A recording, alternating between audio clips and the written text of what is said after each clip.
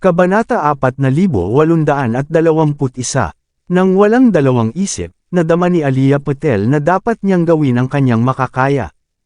Kailangan niyang ipakita ang kanyang tunay na halaga sa harap ni Kyrie Patel. Pagkatapos ng lahat, siya ay gagawa ng isang malakas na pagbabalik. Bas again. Agad na pinitik ni Alia ang mga binti ng Ginoo bago siya malamig na tumawa. Kung talagang may kakayahan ang faceless group, hindi sila tatakas sa lungsod 6 na taon na ang nakakaraan. 6 na taon na ang lumipas, at wala pa rin kayong silbi gaya ng dati. Sabihin kay Nameless na panatilihing malinis ang sarili. Kapag maganda ang mood ko, pupugutan ko ang ulo niya at ipapadala ko kay M-Lady bilang trophy. Pagkatapos, pinalayas ni Alia ang Ginoo sa harap ng gate. Ano ang isang nangingibabaw na tanawin? Kasabay nito, buong pagmamalaki niyang sinulyapan si Harvey York na para bang isa itong maliit na pritong hindi makamit ang lakas na kalibre kahit sinubukan niya. Ganyan na ba kamangmang ang mga tao dito ngayon? Sa palagay mo ba ay kahanga-hanga ka dahil lamang sa natuto ka ng pilay na kung fu? Hindi nakakagulat na ang bansa ay patuloy na kinukutya. Isang nakakainis na tono ang narinig. Nabasag ang mga tile sa bubong nang may nahulog na figure mula sa langit. Itinaas ng figure ang mahabang espada nito pasulong. Ang pag-atake ay parang Zephyr Slash, ngunit may kakaiba. Ang slash ay parang isang uri ng tama ng kidlat. Ito ay nakasisilaw, ganap na nakakakuha ng mga tao na hindi nakabantay.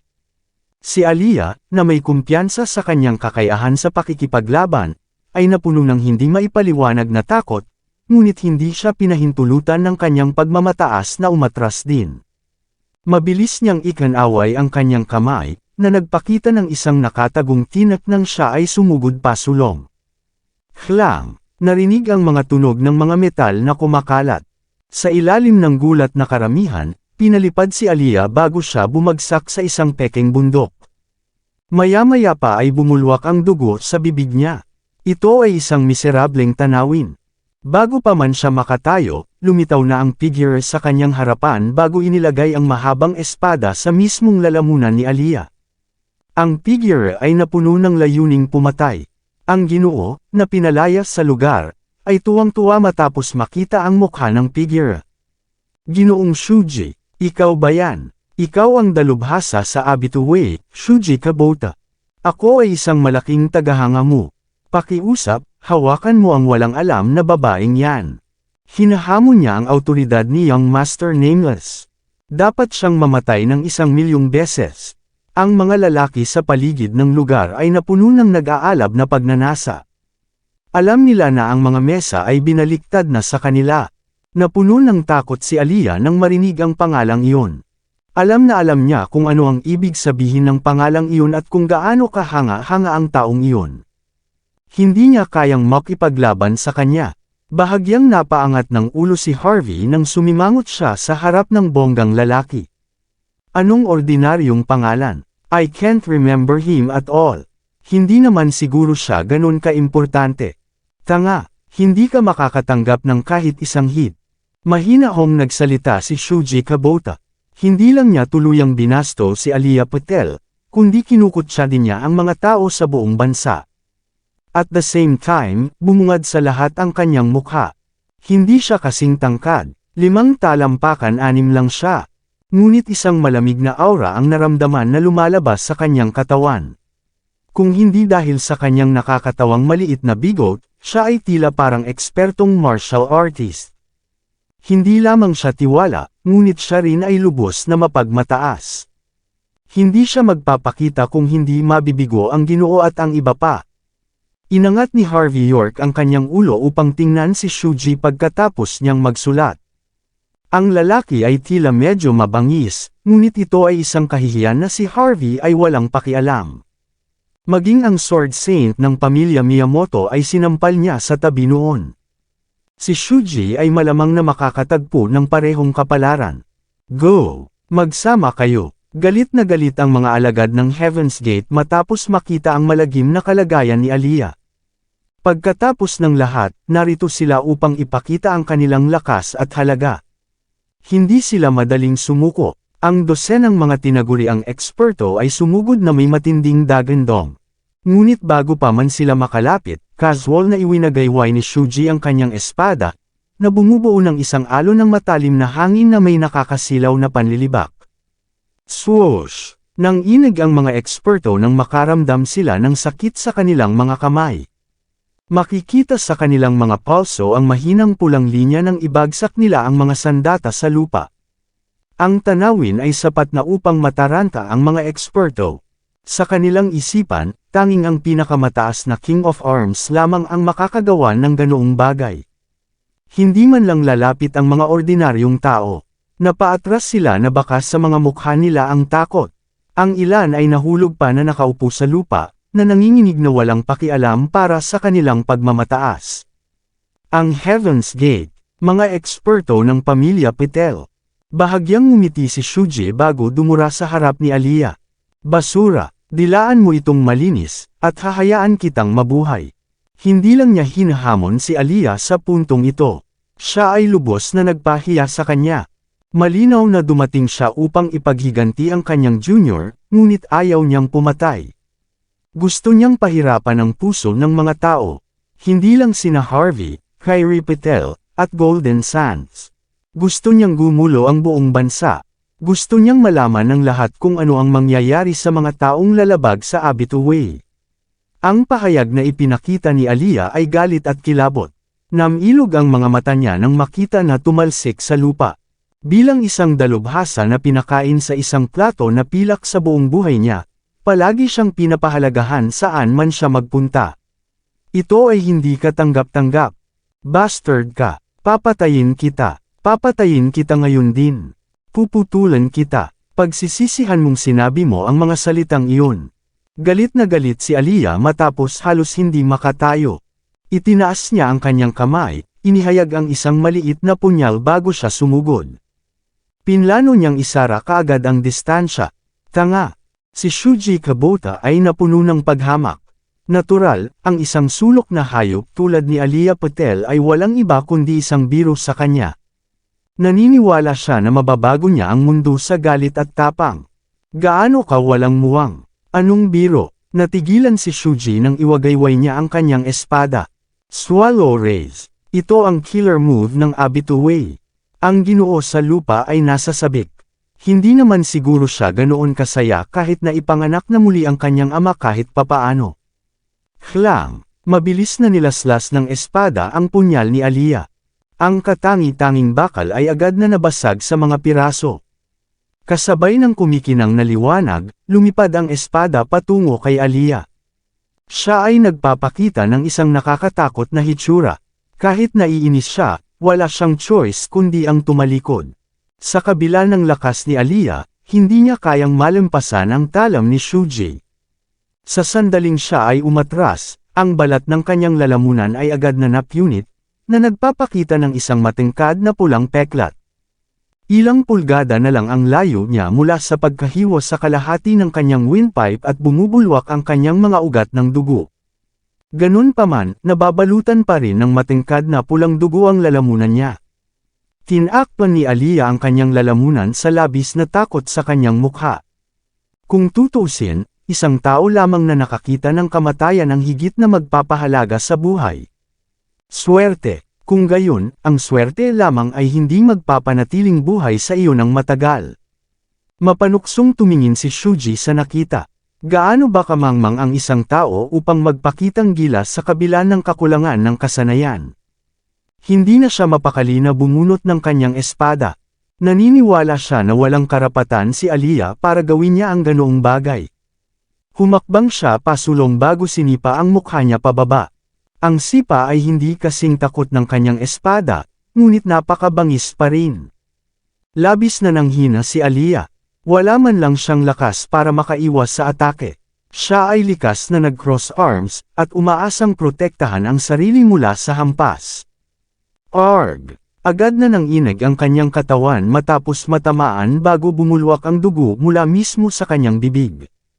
Napaatras siya ng ilang hakbang nang sumandal siya sa isa sa mga pekeng bundok. Namamanhid ang buong katawan niya, nag-iisip na ang kanyang mga buto ay nasa bingit ng pagkabasag. Napuno siya ng takot at pagsusumamo sa kanyang mga mata nang tumingin siya kay Shuji. Alam niyang mamamatay siya sa ilang sandali kung talagang gugustuhin siya ni Shuji. Wala siyang naramdaman kundi ang panlalamig sa kanyang puso. Pumunta siya dito sa pag-aakalang babalik na siya at lalaban sa mga kaaway ng lungsod. Ngunit hindi niya inaasahan na mamamatay siya sa ganitong paraan. Hindi man lang niya makumplito ang misyon na ibinigay sa kanya ng kanyang ginang. Nakakahiya lang ito sa kanya. Siya ay nagpakawala ng isang tawa, at determinadong magsakripisyo. Huminga siya ng malalim bago inilantad ang kanyang nakatagong tinak na may mahigpit na tingin. For the sake of lady, umalis ka na bago pa magbago ang isip ko, bastard ka. Ibibili kita ng ilang minuto. Inipon ni Aliyah Patel ang kanyang huling lakas bago sumugod kay Shuji Kubota, na nagpaplanong bilhin si Harvey York ng ilang oras pa. At muli, ito ay malamang na para sa wala.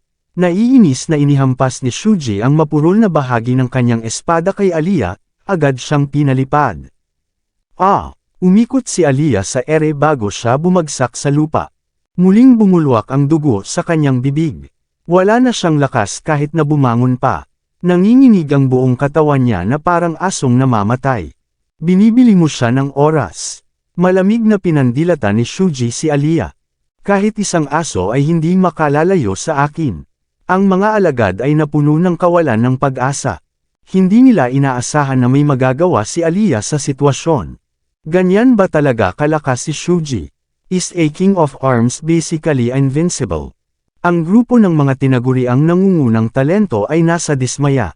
Hindi nila namalaya na ang kanilang martial arts ay walang laban sa Islanders. Pakiramdam nila ay gumuho ang kanilang mga paniniwala habang sila ay nakatayo. Ang mga taga-isla ay masyadong malakas. Anong nakatayo ka dyan? Ibinibigay ko ang buhay ko para sa iyo.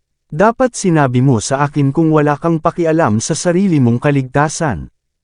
Iiwan na lang sana kita. Kung gusto mong mamatay, pagkatapos ay mamatay ka. Galit na napasigaw si Aliyah na may mapait na tingin nang makitang nakatayo pa rin doon si Harvey. Pagkatapos ng lahat, ang kanyang kamatayan ay nangangahulugan na siya ay nabigo sa kanyang misyon.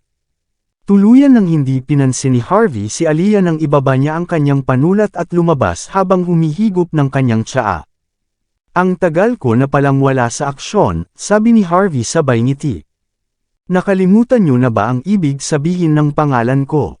Hindi sapat na lubusang hindi ko iginagalang kayong mga tao sa Mordo, Hong Kong, at Las Vegas. Sinira ko rin ang isa sa mga paaralan ng martial arts. At nagpasya kayong hamunin muli ako. Isang tawa ang pinakawalan ni Harvey. Shuji, right, lumuhad ka, at hindi kita papatayin.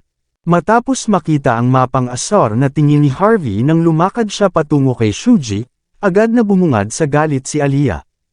Ano bang iniisip mo? Nababaliw ka na ba? Hindi mo kayang makipaglaban sa isang tulad ni Shuji. Marami sa atin ang hindi man lang siya kayang talunin, lalo ka pa. May death wish ka ba o ano? Umalis ka na dito, mamamatay ka. Nag-aapoy sa galit ang mga alagad. Hindi naman siguro sila lalapit kung alam nilang nagpapakitang gila si Harvey. Pagkatapos ng lahat, si Shuji ay isang dalubhasa na naging perpekto sa killer move ng Abituway, ang Swallow Raise. Ang isang tulad ni Harvey ay hindi magkakaroon ng lakas upang labanan iyon. Anong biro? Anong sabi mo? Ikaw ang taong sumira sa Shinkage Way. Ang mga mag-aaral ni Shuji ay natigilan sa pagkalito. Maraming salamat sa lahat ng sumusubaybay. Please subscribe and follow my YouTube and Facebook channel, Filipino Novel. Maraming salamat po. Kabanata 4825. Casual na tumango si Harvey York.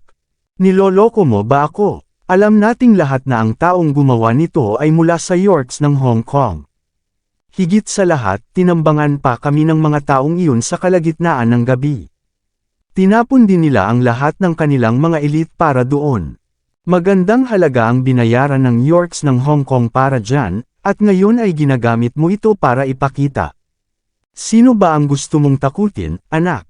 Sa tingin mo ba ganoon ako ka-gullible? Si Shuji Kubota ay nagpakita ng paghamak sa kanyang mukha. Malinaw na hindi siya naniniwala sa isang salita na inaangkin ni Harvey. Kasabay nitong sandali, lumingon siya kay Harvey bago ilabas ang lahat ng kanyang aura, na nagbabalak na takutin siya. Mas maganda kung lumuhad siya at nagmamakaawa dahil sa takot sa nakita.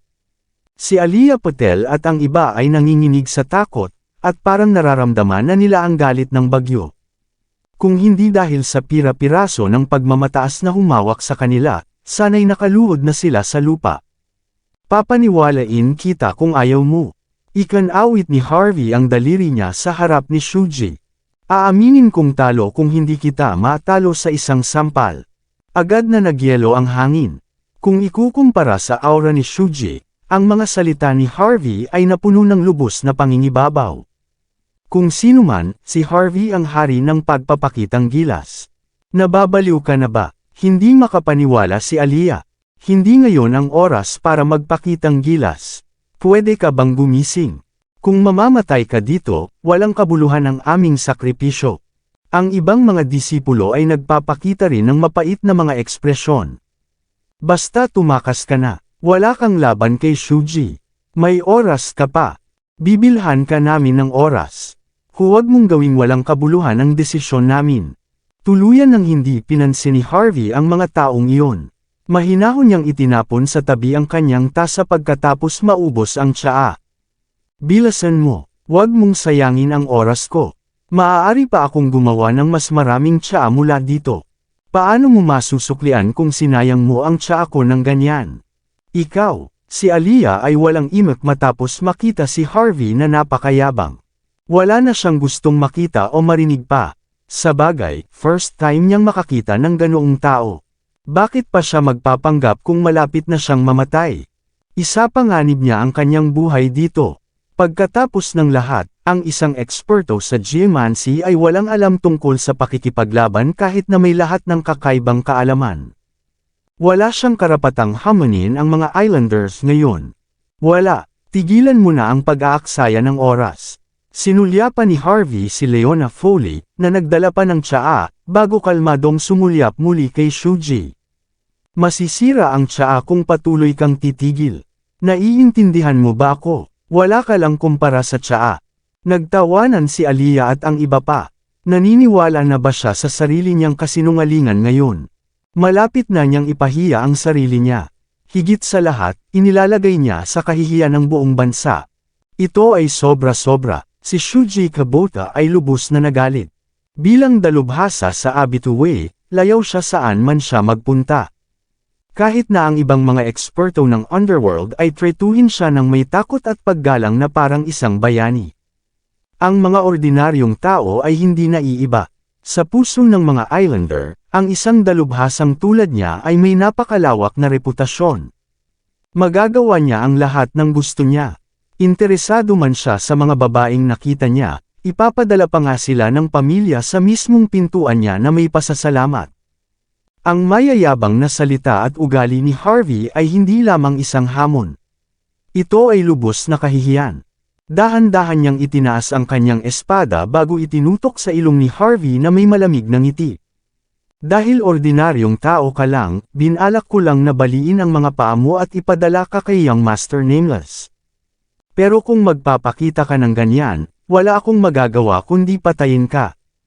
Mabilis na sinunggaban ni Shuji si Harvey nang iwagayway niya ang kanyang espada na may nakasunod na imahe sa tabi nito. Napakabilis, walang awa, at nakamamatay na pag-atake. Ito ang killer move ng Abituwe, ang Swallow Raise. Hindi lamang ito napakabilis, ito rin ay isang malakas na welga. Si Aliyah Patel at ang iba ay napuno ng kawalan ng pag-asa. Ang pag-atake ay masyadong malakas, pagkatapos ng lahat. Si Leona Foley lang ang nanatiling kalmado. Nag-aalala siya para sa kaligtasan ni Harvey, ngunit alam niyang hindi yun gagawin ng isang tulad niya na magpanggap na hindi siya noon. Isang malungkot na ngiti ang ipinakita ng Ginoo matapos makita ang tanawin. Iminulat niya ang kanyang mga mata, umaasang makita si Harvey na hiniwa sa kalahati. Sa sandaling ang talim ni Shuji ay malapit nang tumama kay Harvey. Sa wakas ay kumilos siya. Itinaas niya ang likod ng palad niya nang walang gaanong ginawa. Akala ng lahat ay naghahalusinate sila. Sa kanilang mga mata, walang katapusang paglawak ang palad ni Harvey. Ang nakakatakot na hampas ni Shuji ay biro lang kay Harvey. Sa harap ng sampal ni Harvey, nakatakdang gumuho ang lahat. Nagulat si Aliyah at ang iba pa. Nawala sa isang iglap ang paghamak at galit ni Shuji. Agad namang kinilig ang Ginoo. Isang hindi maipaliwanag na takot ang pumasok sa kanyang isipan, na naging dahilan upang tuluyan na siyang malata. Sampal, malutong at malinaw ang tunog. Nanlamig ang buong lugar. Ang talino ni Shuji ay gumuho sa sandaling ito. Agad na pinalipad ang kanyang katawan bago siya bumagsak sa isang pekeng bundok. Bam! Nagkapira-piraso ang bundok. Si Shuji ay umubo ng dugo bago siya walang magawang humiga sa lupa, paralisado. Natalo siya, ni isang sampal ay hindi niya kaya. Puno ng kawalan ng pag-asa ang kanyang mga mata. Nakaramdam siya ng sama ng loob at takot ng sabay. Kahit na siya ay makaligtas sa encuentro, gagawin niya na walang choice kundi ang mabuhay sa nalalabing buhay niya sa anino ng sampal. Hindi man lang alam ni Aliyah at ng iba pa kung ano ang mararamdaman matapos makita ang paningin. Isang sampal, yun lang. Tuluyan ng hindi pinansin ni Harvey si Shuji bago bumalik sa kanyang upuan at kinuha ang tasa ng tsaa na may mahinang ngiti, tamang temperatura. Habang si Harvey York ay casual na humaharap sa kanyang mga problema. Sa kabilang panig ng Golden Sands, sa loob ng isang napaka-eleganteng mukhang pribadong club.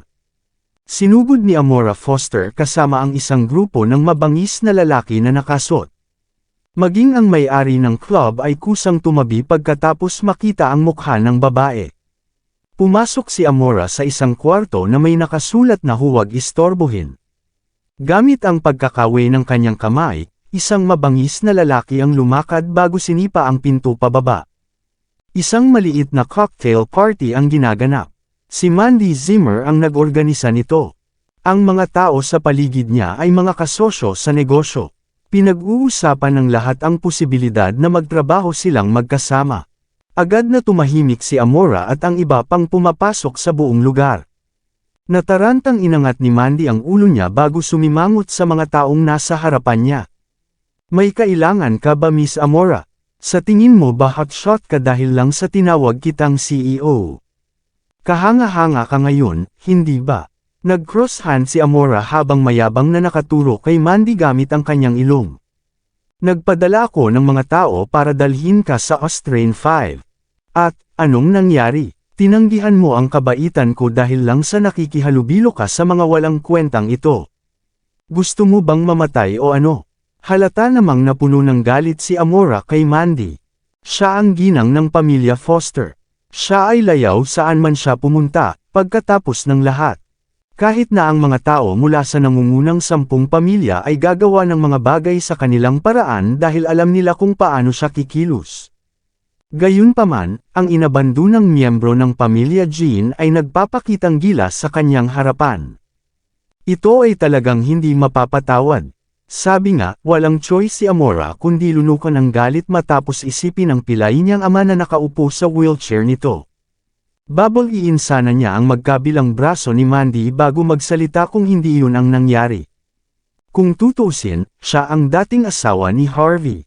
Batay sa impormasyon ni Amora, walang ibang pinapakinggan si Harvey kundi si Mandy. Kung gusto ni Amora na may iligtas si Harvey, natural na dadaan muna siya kay Mandy.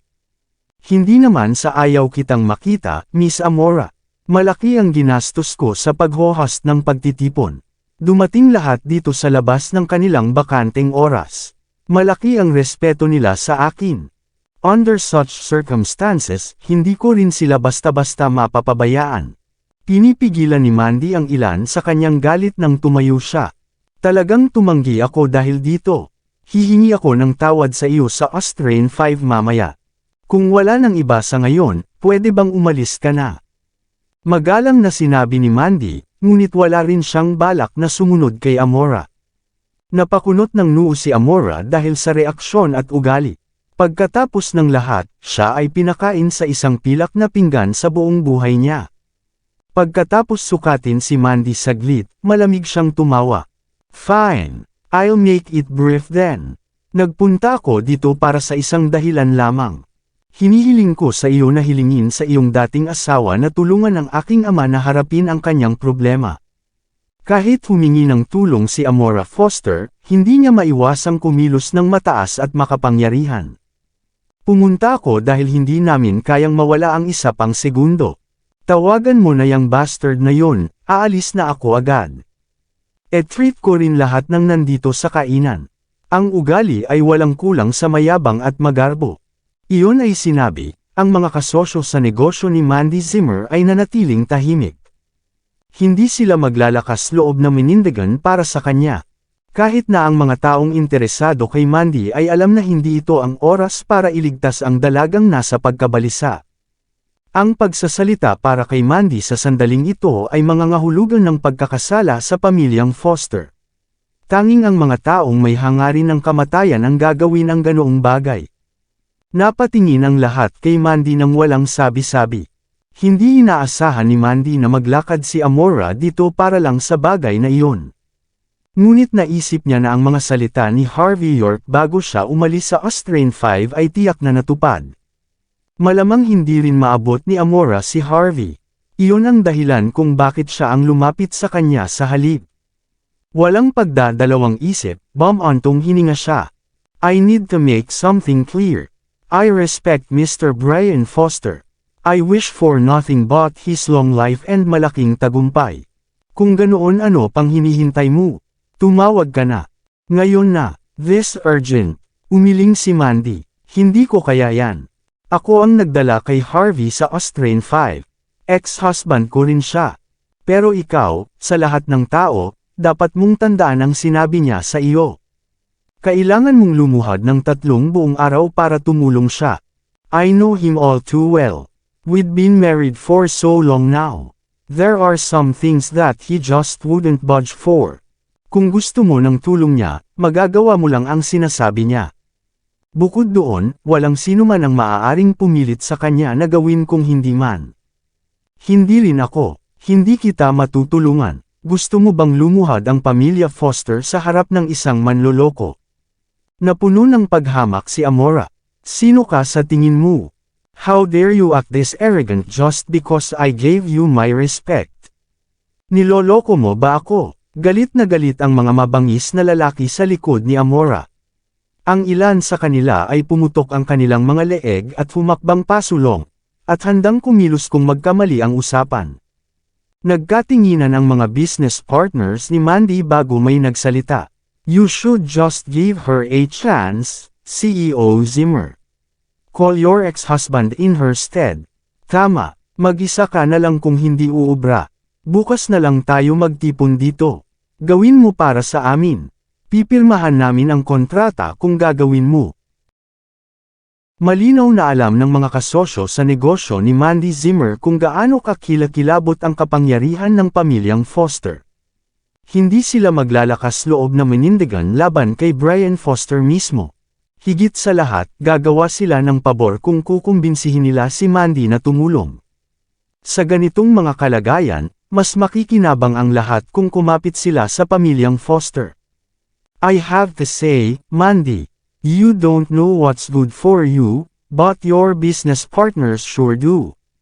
Alam nila ang pagkonekta sa pamilyang Foster ay isang bihirang pagkakataon. Let's cut to the chase already. Tell me, ikaw ba ang tatawag? Malamig na bulalas ni Amora. Walang magawang umiling si Mandy. Hindi naman sa ayaw ko. Hindi ko talaga kaya. Tama na. Hinampas ni Amora ang mesa, malamig na nanlilisik. Sabihin mo kung anong gusto mong gawin ko. Whatever it is, the family will oblige if you name your price. Natahimik si Mandy matapos makita ang mataas at makapangyarihang ugali ni Amora. Kung may maitutulong ako, hindi ko na kailangan mong gawin. Para sa kapakanan ng relasyon natin, wala akong hihilingin. Pero wala talaga akong awtoridad para gawin yon. Ang magagawa ko lang ay ibigay sa iyo ang address ng Fortune Hall. Snap! Pinitik ni Amora ang kanyang mga daliri nang hindi na nag-aksaya pa ng oras. Si Charles, na nakatayo sa likod ni Amora, ay naghampas ng kontrata sa mesa.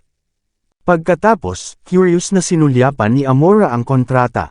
Nasa pamilya ang kontrata, Mandy. Hindi gaanong malaki ang pera. $70 million lang pero baka dumable ang pera in the near future. Ang pagpirma sa kontrata ay nangangahulugang na may karapatan kang magtrabaho sa amin sa lungsod. Walang ibang tao sa pamilya mo ang may karapatan yan. Lalangoy ka sa mga benepisyo kung pipirmahan mo ito. At kapag nagawa mo na, ang ika-9 na sangay ay tataas ng wala pang 1 taon.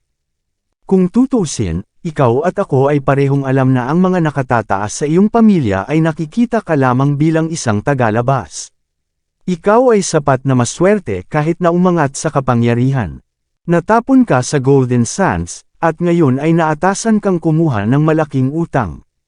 Kung hindi ka makakahanap ng paraan upang harapin ito sa lalong madaling panahon, maaaring hindi ka manatili bilang pinuno ng sangay ng matagal. Ano pa ang mayroon kapag katapos mawala iyon? Kahit kaya mong mawala, paano na ang mga magulang mo? Dapat mong malaman na ang mga nangungunang pamilya ay babalik lamang kung sila ay hindi umuunlad. Wala kang choice kundi mamatay na wala ang posisyon mo. Gusto mo bang mabuhay? Gumawa ng pagpili, Mandy. Kabanata 4830.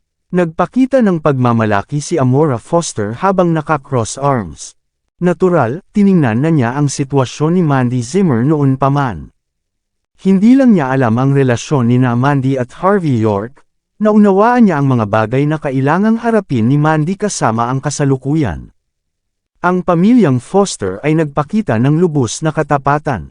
Binigyan nila si Mandy ng deal na hinding-hindi niya maasahan na tanggihan.